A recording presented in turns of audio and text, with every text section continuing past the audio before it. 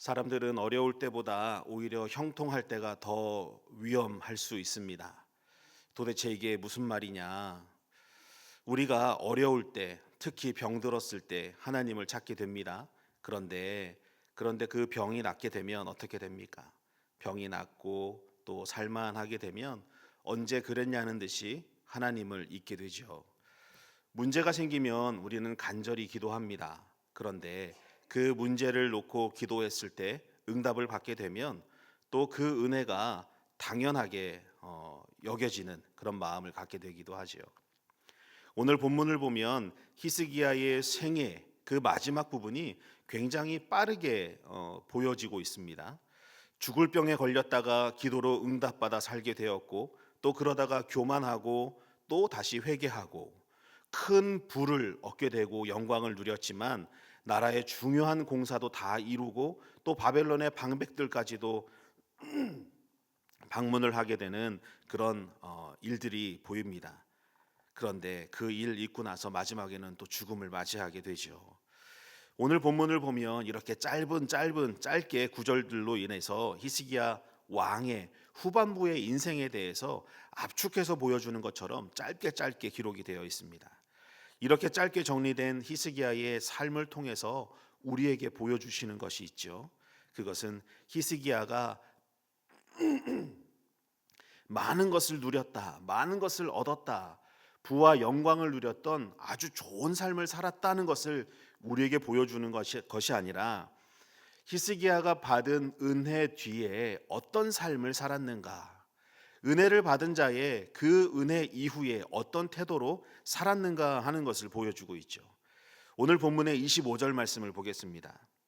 히스기야가 마음이 교만하여 그 받은 은혜를 보답하지 아니하므로 진노가 그와 유다와 예루살렘에 내리게 되었더니. 네, 히스기야가 교만한 마음이 생겼습니다. 그래서 그 받은 은혜를 보답하지 않는 삶을 살게 된 것이죠. 하나님께 기도했고 하나님은 그의 기도에 응답을 해 주십니다. 그런데 그는 받은 은혜에 합당한 삶을 살지 못한 것으로 보입니다. 24절 말씀입니다. 그때 히스기야가 병들어 죽게 되었으므로 여호와께 기도하매 여호와께서 그에게 대답하시고 또 이적을 보이셨으나. 네, 히스기야가 병들어 죽게 되었고 하나님께 기도를 합니다. 그런데 하나님은 그에게 이적을 보이심으로 응답을 해 주셨습니다. 그런데 아무리 부와 권세를 가지고 있는 한 나라의 막강한 권력을 가진 왕이라도 이 병 앞에서는 연약할 수밖에 없는 인생이죠. 히스기야가 살 수 있었던 이유는 그가 가지고 있는 왕으로서의 권력, 권세, 돈, 명예, 영광이 아니라 하나님의 자비 때문이었습니다. 하나님의 긍휼하심, 그의 기도를 들으시고 치료하여 주신, 살려주신 하나님의 자비 때문이었죠. 그런데 25절을 보면 은혜를 받은 그 이후 히스기야의 상태가 어땠는지를 보여주고 있습니다. 25절 상반절 말씀입니다. 히스기야가 마음이 교만하여 그 받은 은혜를 보답하지 아니하므로. 네, 이 말씀은 단순히 그가 가지고 있는 마음의 상태, 감정의 상태를 보여주는 게 아닙니다. 응답받은 이후에 히스기야가 어떻게 삶을 살아냈는가 하는 것을 보여주죠. 교만이라고 하는 것은 단지 사람들 앞에서 내가 가지고 있는 것을 자랑하는, 잘난 체하는 그런 정도를 말하는 것이 아닙니다. 죄송합니다. 성경이 말하는 교만은 하나님께서 하신 일을 자기의 것으로 돌리는 마음을 교만이라고 하죠. 하나님이 주셨는데 내가 이룬 것처럼 여기는 것, 하나님이 살리셨는데 내 힘으로 회복되고 살아난 것처럼 생각하는 것, 그런 것들을 말합니다. 그래서 교만은 또 감사의 반대입니다. 감사하는 사람은 내게 어떤 것이 이루어졌을 때 하나님이 하셨다라는 고백을 하게 되지만, 교만한 사람은 어떤 생각을 합니까? 내가 이루었다, 내가 잘나서 내가 이루었다라고 생각하기 때문입니다. 히스기야의 문제가 바로 여기에 있었습니다. 병이 나은 것도 은혜였고 그의 삶이 연장된 것도 은혜였습니다. 그의 나라 유다가 보호받은 것도 하나님의 은혜였고 모든 것이 다 하나님의 은혜였음에도 불구하고 그는 그 은혜를 끝까지 은혜로 붙들지 못했습니다. 그런데 히스기야만 그럴까? 어쩌면 우리도 히스기야와 똑같은 삶을 살고 있습니다. 건강이 회복되면 내가 음식 관리를 잘해서, 내가 건강 관리를 잘해서 그런 줄 알고 있습니다. 가정이 평안하면 내가 잘하니까, 누가 잘하니까 라는 생각을 하죠. 또 사역에 열매가 있으면 내 헌신 때문에, 내 헌신이 대단해서 그런 줄 생각하기가 쉽습니다. 물론 관리하는 게 안 하는 것보다 낫습니다. 일상에서 내가 누리는 이 모든 것들이 관리하고 관리 안 하고의 문제가 아니라 관리를 하는 게 오히려 더 좋을 수 있지만 우리가 누리고 있는 삶의 이 모든 것들의 처음이 가장 시초가 하나님의 은혜라는 것을 우리가 알고 인정해야 하지만 어쩌면 하나님의 은혜를 인정하고 알고 있음에도 불구하고 문득문득 내가 먼저 나오게 될 때가 있다는 것이죠. 믿음의 사람이라면 반드시 알아야 합니다. 여기까지 온 것이, 오늘을 살아가는 것이 하나님의 은혜입니다. 우리가 지난 날들을 한번 생각해 보십시오. 내가 지금까지 살아온 것이, 이렇게 살고 있는 것이, 내가 지금 이 자리에 있는 것이, 예배드리고 있는 것이 나에게 주어진 가장 큰 은혜입니다. 각자의 삶의 모습은 다 다르지만 내가 지금 누리고 있는 것이 지금 하나님이 나에게 주신 최선이고 최고의 선물이심을 우리가 알고 있지만 잠시 나에게 부족한 것들을 통하여 하나님이 채워주셨던 은혜들을 망각하고 사는 것, 다른 사람과 비교하여 그 사람이 가지고 있는 것을 내가 가지고 있지 못하다 하여 내 삶에는 복이 없다 말하는 것은 하나님이 나에게, 오늘 나에게 베풀어 주신 은혜를 잊고 사는 것과 같습니다. 마치 부정하는 것과 같습니다. 사랑하는 성도 여러분, 하나님의 은혜를 많이 받은 사람일수록 더 겸손해야 합니다. 많이 받은 사람일수록 더 감사해야 합니다. 왜냐하면 많이 받은 사람일수록 하나님 없이 설명할 수 없는 삶을 살고 있기 때문에 그렇습니다. 우리가 살고 있는 삶에 하나님이 없다면 지금을 무엇이라 어떻게 설명할 수 있겠습니까? 운이 좋았다, 기회가 좋았다, 우연이다, 이렇게 말씀하시겠습니까?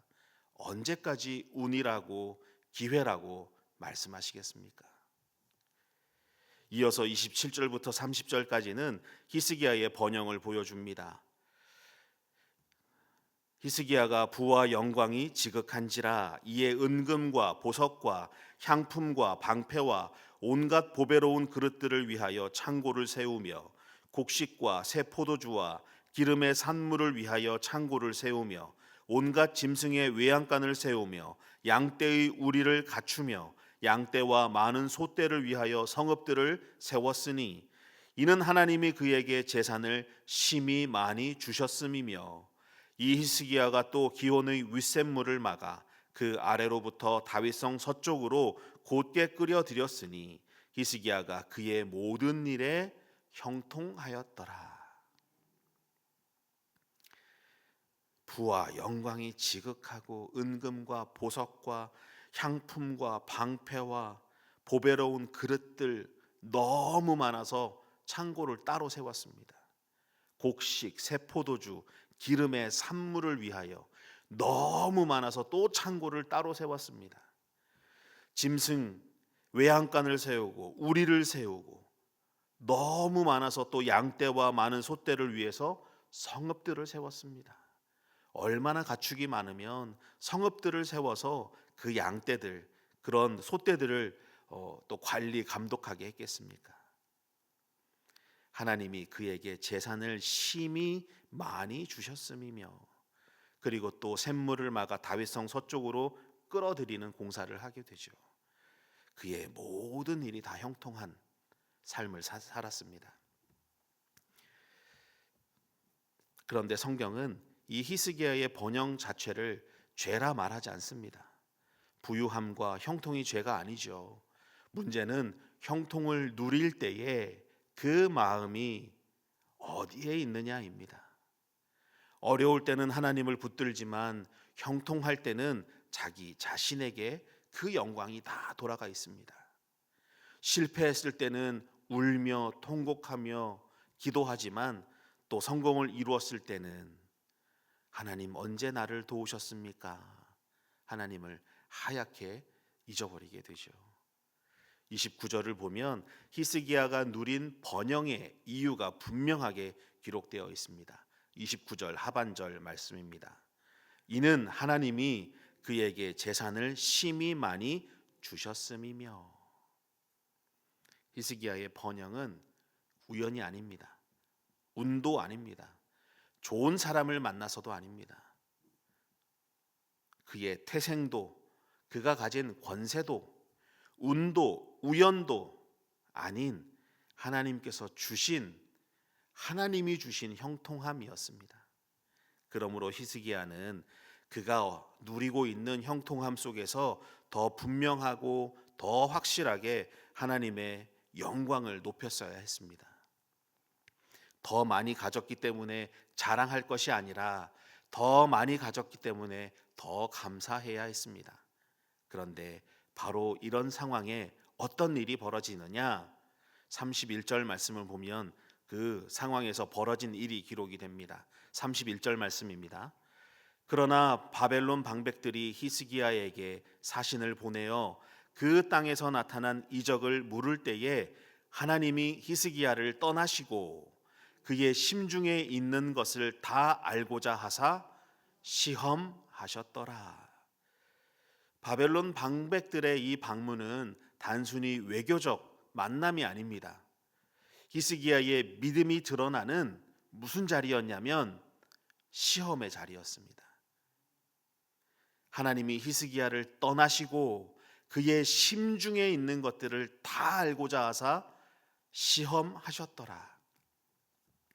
히스기야가 누리고 있는 그 모든 것들의 근원이 어디인지, 히스기야의 마음에 하나님이 계신지, 그 은혜가 어디서부터 왔다는 것을 그의 심중에 여전히 가지고 있는지 하나님은 그것을 다 알고자 하사 히스기야의 마음을 시험하셨습니다.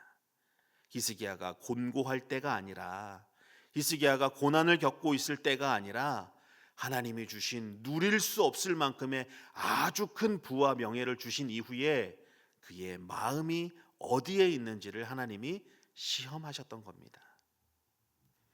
그는 남유다의 번영을 하나님께 돌리지 않았습니다. 마치 내 능력으로 이룬 것처럼 성의 창고 보물들을 이 방백들에게 다 보여주며 자랑했습니다. 성 안에 있는 창고의 문들을 다 열고 방의 문들을 열고 내가 이만큼의 금은 보화를 가지고 있고 이만큼의 곡식들을 가지고 있고 내가 이런 것들을 다 소유하고 있습니다. 하나님은 히스기야가 이룬 업적을 보지 않으셨습니다. 하나님은 끝까지 그의 중심을 보셨습니다. 많은 것들을 주셨고 많은 것들을 주시며 누리고 있는 형통함 속에 살아가고 있는 히스기야의 그 마음의 중심이 어디에 있는지를 보셨습니다. 사람이 무엇을 이루었는가 보다 그것을 누구의 영광으로 돌리는가. 하나님의 목적은 그거였죠. 과연 네가 누리고 있는 것이 누구에게부터 왔느냐, 그걸 묻고 계십니다. 우리의 신앙도 마찬가지입니다. 내가 얼마나 오래 믿었는가, 내가 얼마나 많은 예배를 드렸는가, 얼마나 많은 봉사를 했는가, 물론 중요할 수 있습니다. 그러나 그것보다 더 중요한 것은 내 중심이 하나님 앞에서 어떤 마음인가이죠. 내가 어떤 마음으로 봉사를 했는가, 어떤 마음으로 헌신을 했는가, 어떤 마음으로 예배를 드렸는가, 어떤 마음으로 신앙생활을 해왔는가. 그러므로 형통할수록 더 조심해야 합니다. 잘 될수록 더 낮아져야 하고, 잘 되면 잘 될수록 영광은 하나님이 받으셔야 됩니다. 형통이 은혜라는 사실을 잊는 순간 받은 복은 곧 시험이 됩니다. 그러나 형통 속에서도 하나님을 높인다면 내가 누리고 있는 이 형통은 하나님을 증거하는 통로가 됩니다. 다시 26절 말씀을 보겠습니다. 히스기야가 마음의 교만함을 뉘우치고 예루살렘 주민들도 그와 같이 하였으므로 여호와의 진노가 히스기야의 생전에는 그들에게 내리지 아니하니라. 마음의 교만함을 뉘우친 히스기야, 예루살렘 주민들도 그와 같이 하였을 때 여호와의 진노가 히스기야 생전에 그들에게 내리지 않았다 말씀하십니다. 교만함을 뉘우치고 돌이킨 히스기야, 예루살렘 주민들도 함께 회개했습니다. 하나님은 그의 생전에는 심판을 내리지 않으셨습니다. 이것이 참 감사한 일입니다. 히스기야의 이야기가 교만으로 끝나지 않고 회개로 이어졌기 때문입니다. 신앙이 깊어도 실수할 수 있습니다. 믿음이 좋아도 실수할 수 있습니다. 은혜를 받아도 넘어질 수 있습니다. 그러나 중요한 것은 한 번도 넘어지지 않은 완벽함이 아니라 넘어졌을 때 하나님께로 돌아오는 것. 잘못했으면 회개하는 것이 중요합니다. 회개는 단순히 잘못한 것을 뉘우치고 후회하는 게 아닙니다. 자기 영광을 구하던 자리에서 하나님의 영광을 구하는 자리로 돌아가는 것을 말합니다. 잘못했다, 뉘우친다, 반성한다, 후회한다가 회개가 아니라 다시는 그 자리로 돌아가지 않는 것, 다시는 그 자리에 서지 않는 것, 생각조차 말조차 하지 않는 것이 회개입니다. 잘못하고 회개하고, 잘못하고 후회하고, 또 반복하고 반성하고가 회개가 아닙니다. 내가 이루었습니다 라는 마음에서 하나님께서 이루셨습니다 라는 고백으로 돌아가는 것을 말합니다. 우리 마음에 내가 이루었다는 교만함이 있다면 얼른 그 마음의 자리를 떠나시길 바랍니다. 하나님이 오늘도 나에게 생명을 주셨기에 내가 또 하루를 살아갈 수 있는 것 아니겠습니까? 아무리 의술이 뛰어나도 그 의술이 뛰어난 의사가 자기 자신의 건강을, 자기 자신의 인생의 100세까지의 보장을 어떻게 할 수 있겠습니까? 우리의 인생, 아까 기도 시작하면서 드렸던 그 기도의 첫말처럼 인생의 생사화복을 주관하시는 절대 주권자 하나님께서 우리의 모든 것들을 다스리시고 통치하고 계십니다. 그 인정이, 그 믿음이 우리에게 가장 먼저 있어야 합니다. 그럴 때 우리에게 주신 모든 것들이, 내가 누리고 있는 모든 것들이 정말 하나님으로부터 왔다는 것을 우리가 알게 됩니다. 그 다음부터는 우리의 입에서 운이 좋았지, 우연이지 라는 이야기가 절대 나오지 않을 겁니다. 우리의 인생에 우연은 없습니다.